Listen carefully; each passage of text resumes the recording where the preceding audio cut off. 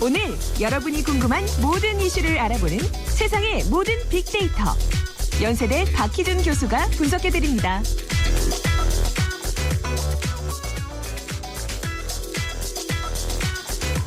네, 연세대학교 정보산업공학과 박희준 교수와 함께합니다. 어서 오세요, 교수님. 네, 안녕하십니까. 네, 오늘 주차 문제에 대해서 얘기를 할 텐데 이게 주차 때문에 많이 힘드세요? 이렇게 하루하루 생활이 어떠세요? 아마 뭐 저 말고도 네. 운전하시는 분들은 느끼실 텐데 하루 중 가장 많이 받는 스트레스 중에 하나가 주차 관련 스트레스인가 아닌가 싶어요.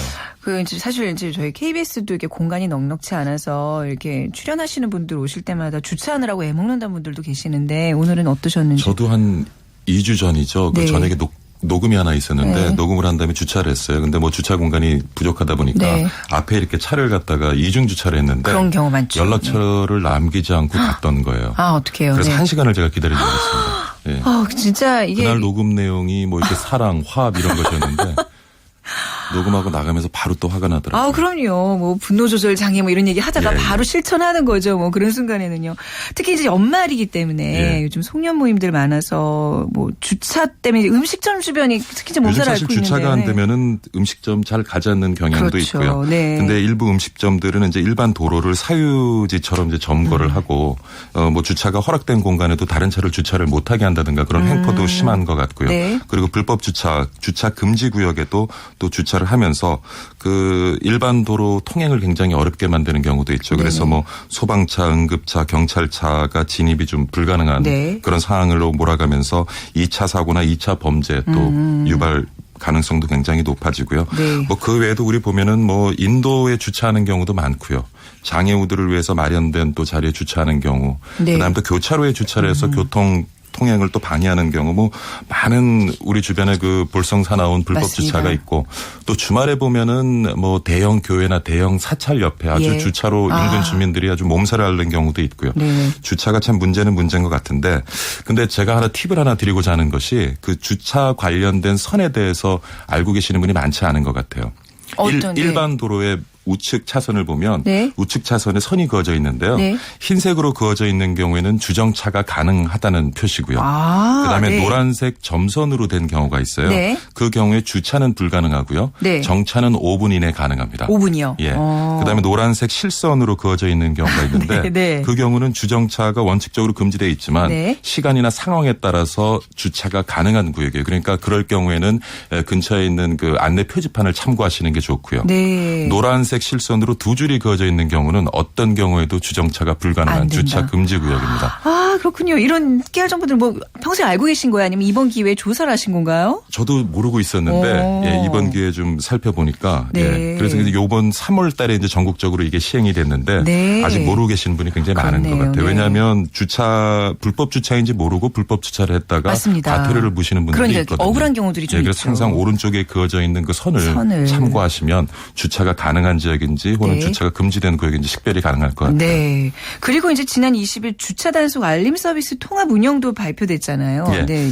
요거 한번 말씀드리면은요. 네. 그 주정차 단속 문자 알림 서비스를 이제 행정자치부, 국토교통부, 교통안전공단이 이제 정부 3.0 정책 과제로 전국적으로 이제 일괄 추진을 하고 있는데 이게 내용이 뭐냐면은 전국 77개 자치단체 에서는 이제 주차 단속에 앞서서 차를 이동하라고 이제 문자 메시지를 줘요. 네. 그런데 이것이 지금까지는 통합 운영이 되지 않았고요. 지자체별로 운영이 되었던 거예요. 네. 그래서 이 문자 알림 서비스를 받으려면 지자체마다 가서 독립된 앱을 다운을 받아야 예. 그 지역에 갔을 때 문자 알림 서비스를 받을 수 있는데 너무 번거롭잖아요. 예, 이것이 이제 그러기에는. 통합이 네. 되어져서요. 네. 그래서 이제 그 교통안전공단 웹사이트에 가시면 주정차 문화 지킴이라는 그런 어플리케이션 앱을 이제 다운받을 수가 있는데 그 앱을 다운받으시면은 네. 이제 지금은 이제 통합 과정에 있는데요. 77개 자치단체에 가서 혹시 뭐 정차를 했다가 주어진 시간을 넘겼다거나 네네. 아까 말씀드린 것처럼 주차 몰라서. 금지 구역을 식별을 제대로 못해서 예. 실수로 불법 주차를 한 경우에는 알림을 받고 차를 이동하면 큰 도움이 될 것 같습니다. 사실 이게 큰 뭐 대단한 범법 행위는 아니잖아요. 모르고 하는 경우도 많고 물론 이제 얌체족들은 좀 문제가 있습니다만 그럴 경우에 조금 구제를 해줄 수 있는 좋은 방법인 것 같은데 그냥 얼핏 듣기에는 굉장히 시민들이 반길 것 같은데 SNS상의 반응은 어떤가요? 보면은 찬반 대립이 또요. 있는 것 같아요. 항상 논란이 그렇듯이. 있는 것 같은데. 네, 들어볼까요? 그 주정차 단속 문자 알림 서비스를 통합해서 운영함으로써 오히려 불법 주정차를 양산한다. 이런 의견이 있어요. 네. 그러지 말고 뭐 그것이 1분이 됐건 2분이 됐건 네네. 불법 주정차를 했을 때는 네. 단호하게 단속을 그냥. 하고 그쵸. 예고 그다음에 없이. 단속 결과에 따라서 과태료를 부과하는 것이 옳다. 그럴 수도 있겠네. 이것도 이용해 먹는 사람이 있겠네요. 그래서 이제 네. 여기에 뭐 정부 3.0 정책 과제로 이걸 추진한다고 하는데 이렇게 이제 주정차 단속 문자 알림 서비스를 하는 것보다는 오히려 그 지자체 내에 어떤 주차 가능한 구역에 대한 어떤 알림 서비스를 하는 것이 옳지 않느냐 뭐 이런 의견들도 있고요. 하여튼 뭐 SNS상에서는 논란이 뜨거운 것 같습니다. 네. 그러니까 이게 우리나라 주차가 좀 워낙 이게 좀 땅덩이가 또 좁고 워낙 차량이 많기 때문에 좀 심각한 거죠. 다른 나라에 비해서. 우리나라 문화가 어떤가요? 외국과 비교하면? 뭐 예. 지금 오래된 건물 같은 경우는 네. 우리가 인구가 갑자기 늘어나고 자동차 대수가 갑자기 증가함으로써 뭐 필연적으로 겪어야 될 어떻게 보면은 사회적인 문제라고도 볼 수 있는데 심한 경우에는 주차 때문에 시비가 붙어서 맞아요. 이웃끼리 또 칼부림을 하는 경우도 맞습니다. 있었고요. 네. 그래서 뭐 주차는 좀 문제는 문제입니다. 그래서 일단은 근데 많은 시민들이 불만을 가지고 있는 것이 네. 주차 금지 구역에 주차된 차량에 대해서 제대로 된 단속을 단속이 하지 없다. 않는다는 네. 것 굉장히 문제고요. 그래서 지금까지는 네. 지자체에서 이제 그 주차 단속을 하는데 얼마 전에 그 특별 광역시 공무원들도 주정차 차량에 과태료를 부과할 수 있는 권한을 부여했어요. 네. 그러니까 이전에는 소방도로에 불법 주정차가 돼서 소방차가 진입을 못할 경우에는 네. 그 불법 정차된 차량에 대해서 지자체에 연락을 해서 과태료를 부과했는데 네. 이제는 소방관이 직접 단속을 하고 그다음에 부과할 수 있는 과태료를 부과할 네. 수 있는 그런 권한을 줘야 되는데 어떻게 보면은 그 불법 주차 관련해서 이해 관계자에게 일정 권한을 주고 네. 서로 단속하게 하는 것도 어떻게 보면은 지자체 비용도 줄이면서 교통 질서를 확립하는 하나의 방안이 아닐까. 이해 물론 이제 관계자라 하면 어떤 경우를 말씀하시는 거죠? 그러니까 내 집 앞에 어떤 그렇죠. 불법적으로 내가 단속하는 충분한 거예요? 근거가 네. 있다면 그게 뭐 오남용 될 경우에는 또 다른 사회적인 문제가 네. 될 수도 있겠지만 그것도 우리가 하나 좀 생각해 볼 수 있는 방법이 아닌가 싶고요. 외국과 좀 비교를 한번 해보겠습니다. 네네. 그러니까 미국 같은 경우에는 굉장히 다양해요. 주마다 그 주차 관련된 법규도 조금씩 틀리고요. 네. 그다음에 인구 밀도도 굉장히 편차가 심하기 때문에 굉장히 다양한 법규를 가지고 있는데 미국 같은 경우에 대도시 주변 그리고 일본 같은 경우에는 기본적으로 대도심 내에 공공주차 시설의 증설을 억제하는 쪽으로 정책이 맞춰져 있어요. 네. 그러니까 관련해서 뭐 교통 혼잡세도 같이 부과를 하면서 차량들이 도심으로 진입하지 못하는 것을 아예 그냥 차단을 하는 것을 좀 네. 목표로 정책을 추진하고 있어서 그래 대부분 대도심 주변에 이제 환승 주차장이 굉장히 잘 되어져 있죠. 그래서 네. 도심으로 진입할 경우에는 자가 차량을 이용하는 것이 아니라 네. 대중교통을 이용하도록 유도를 하고요. 네. 그리고 도심 내에는 이제 그러다 보니까 사설 주차장이 굉장히 많은데 그렇죠. 네. 굉장히 가격이 높습니다. 네. 그래서 되도록이면은 자가 차량을 운행해서 도심 진입을 안 하도록 하는 네. 것을 우선적인 정책으로 가져가고 있는 반면에 유럽 같은 경우를 보면은